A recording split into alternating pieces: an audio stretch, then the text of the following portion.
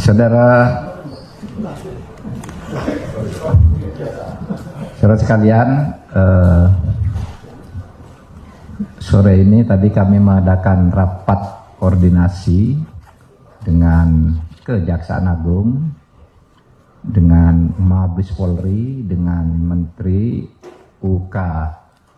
UKM, Koperasi dan Usaha Kecil Menengah, kemudian dengan kantor staf Presiden untuk membahas keterkejutan Indonesia, baik pemerintahnya maupun rakyatnya, karena kasus Indosuria yang sudah dibahas lama bahwa itu merupakan perbuatan hukum yang sempurna sebagai pelanggaran pidana, baik dari Kejaksaan Agung, Kepolisian, PPATK, itu ternyata dibebaskan, onslah oleh Mahkamah Agung. Kita tidak bisa menghindar dari keputusan Mahkamah Agung. Untuk mengganti kata kita harus menghormati. Saya sekarang akan mengatakan tidak bisa menghindar, karena itu putusan Mahkamah Agung. Ya. Mungkin kita tidak perlu menghormati. Kita tidak bisa menghindar gitu aja kan bisa. Nggak bisa apapun gitu, karena itu putusan Mahkamah Agung. Karena apa? Itu dakwaannya udah jelas. Pelanggaran Undang-Undang Perbankan pasal 46, menghimpun dana dari masyarakat padahal dia bukan bank tanpa izin. Itu kan sudah jelas. Kemudian kalau dia mengatasnamakan koperasi, 23.000 orang yang menggugat ini bukan anggota koperasi nyimpen uang di situ, kan tidak boleh. Bisa juga masuk ke pencucian uang kan dakwaannya dari itu, tapi tetap bebas. Nah, oleh sebab itu kita tidak boleh kalah untuk menegakkan hukum dan kebenaran. Pemerintah, Kejaksaan Agung akan kasasi. Kita juga akan membuka kasus baru dari perkara ini karena tempus deliktinya dan lokus deliktinya, setelah korbannya masih banyak. Kita tidak boleh kalah untuk mendidik bangsa ini berpikir secara jernih dalam penegakan hukum.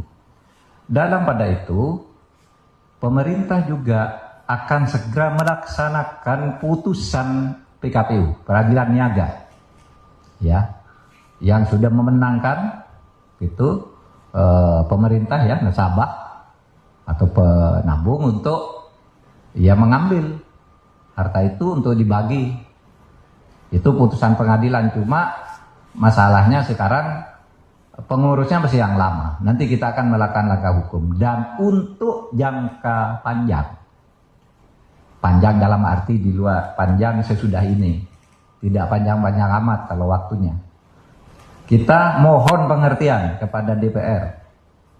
Kita akan merevisi Undang-Undang Koperasi, karena sekarang penipuan-penipuan dan pencurian uang rakyat itu, kalau Undang-Undang Perbankan ada pengawasnya. Kalau Undang Koperasi itu mengawasi dirinya sendiri koperasi, sehingga Menteri Koperasi, pemerintah tidak bisa ikut ke dalam. Baru sesudah terjadi dipaksa ikut oleh hukum. Nah, oleh sebab itu mohon pengertiannya, kita akan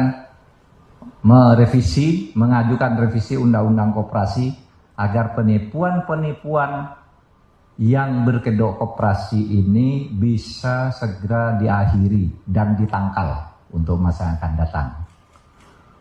Demikian untuk kasus Indosuria.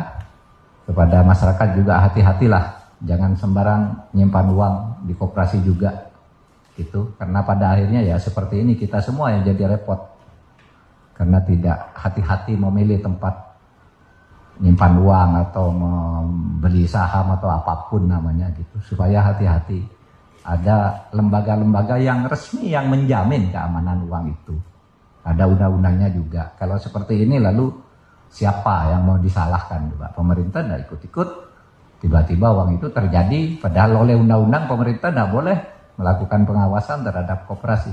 Di pengadilan juga persepsinya beda. kan gitu. Tapi mari kita jangan takluk terhadap mafia-mafia dan penghisapan terhadap kekayaan rakyat yang seperti ini. Terima kasih. Assalamualaikum.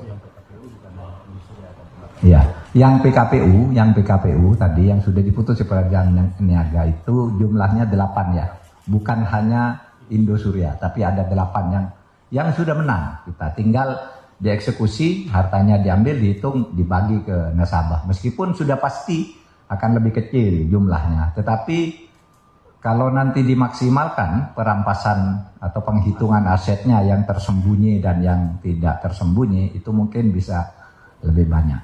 Tetapi itu satu upaya yang secara hukum bisa dilakukan. Sekian, makasih. Ayo, sampai lagi. Ayo, Pak.